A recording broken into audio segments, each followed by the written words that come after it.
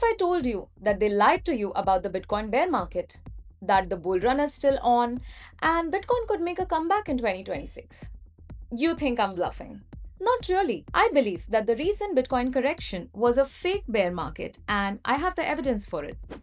Before we get into the price action for 2026, let's unpack a tumultuous 2025, particularly a bearish quarter 4 where Bitcoin price corrected heavily from its fresh all-time highs. BlackRock's IBIT ETF, one of the largest ones in terms of assets under management, observed $2.5 billion in outflows. And this sent shockwaves through the market, where traders expected further correction in Bitcoin price as they saw whales and institutions leaving. But this bear market is different from the previous ones in many ways. Here's what the traders don't know. Previous bear markets were kicked off by events like the Mt. Gox exchange hack or the FTX exchange collapse and the following bankruptcy. But the recent bear market was likely triggered by institutions and whales pulling their capital from ETFs. So where did this capital go? Did the $2.5 billion pulled from BlackRock's ETF just vanish?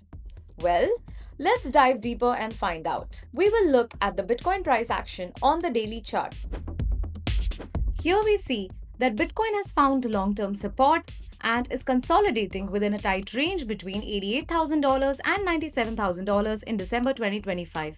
Bitcoin could test the uber-important resistance at its $100,000 milestone if it sees a daily candlestick close above 97,000. Bitcoin has a strong support at the lower boundary of this channel at $88,000. While Bitcoin price action gives hope to traders expecting a return to the $100,000 milestone, the King crypto tested a low of 80,800 for the first time in 7 months in November. And it doesn't take a detective to find the top 3 catalysts for the correction. The driving forces behind the recent correction were threefold. Whales took large volume of profits on Bitcoin in the last 2 months. Leveraged traders and their long positions were liquidated during the 15 to 20% market crash in October and November. And Bitcoin's biggest bulls like MicroStrategy and other publicly traded Bitcoin treasury companies were struggling to keep their NAV above 1. Bitcoin's holders took a staggering $61 billion in profits, and that is the second largest number in 2025, also in Bitcoin's history, the first being June 2025. This is seen from the network realized profit and loss metric on sentiment. Now, MicroStrategy and other digital asset treasury companies that are struggling with their NAV are currently under 1. For them to succeed, their NAV needs to stay above 1 for their strategy to buy Bitcoin using their own stock to stay solid. However, strategy is still in the woods despite holding 650,000 Bitcoin on its balance sheet. To see what happens next with strategy and Bitcoin in 2026, we need to ask ourselves 2 big questions. Where are we in the 4-year market cycle? And is this market cycle still valid? What is the 4-year Bitcoin market cycle? Bitcoin supply gets halved once every 4 years, and the market cycle is built on the thesis that as it becomes more expensive and more energy intensive to mine Bitcoin, the demand for the crypto will drive its price to new highs every 4 years. If we stuck to the 4-year cycle thesis, 2026 would count as the beginning of a bear market, but this cycle is likely no longer relevant.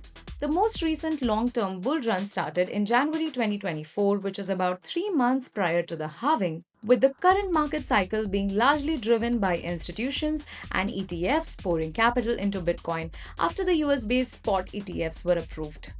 Institutions now have $137 billion of assets under management, even as large Bitcoin ETFs see heavy outflows in the last 2 months. Grayscale, a giant that has approximately $35 billion in crypto in its management, believes that Bitcoin could hit a record high in 2026 and that the 4-year cycle is likely no longer relevant. The asset manager said this in a note to its investors on the 1st of December. A shocking revelation comes from BlackRock's IBIT ETF that recorded $2.5 billion in outflows. So the $2.5 billion did not just get wiped out. Instead, it went somewhere else. Here's where things get interesting, and stay with me. Whales holding between 100 and 1000 Bitcoin accumulated aggressively in the recent correction, while large wallet investors and most small retail traders were capitulating or selling their Bitcoin. The redistribution of Bitcoin's supply is a key signal of a shift in ownership during this bull run. And sentiment data shows that small wallet investors and whales may have taken consistent profits in the last 2 months, but there is this category of whales between 100 and 1000 Bitcoin that are accumulating, and they are likely anticipating an increase in Bitcoin's price. If you are curious what one of Bitcoin's largest public holders or miners are doing, let's talk about it. Bitcoin's hash ribbons indicator is one of the metrics that is used to find out whether miners are selling, holding, capitulating. The hash ribbons indicators tracks the 30-day moving average and the 60-day moving average. When the 30-day moving average dips under the 60-day moving average, it is considered the point where miners are capitulating, and this is typically one of the biggest buy signals for Bitcoin. So, do you think it is wise to buy Bitcoin when one of the largest public holders is selling? Well, it kinda does. If you think from a miner's point of view, the operational costs of this energy intensive event of mining Bitcoin need to be covered, and part of it is covered by their sale of Bitcoin. However, when prices slip and they are no longer able to cover their operational costs, they likely turn unprofitable. And this is the time when, according to a Bloomberg report, miners consider switching to other things like turning their Bitcoin mining setup into an AI data center, giving the demand for these data centers and how they could recover their capital or operational costs. This typically happens before a bull run or just before the prices make a return to highs. And that's happening right now. The 30-day moving average crossed under the 60-day moving average on November 27, and this is the buy signal that a lot of traders in the market were waiting for. Now that we've covered the catalysts, let's take a look at the charts and find key levels to watch. In my top-down analysis, the first half of 2026 looks bullish technically.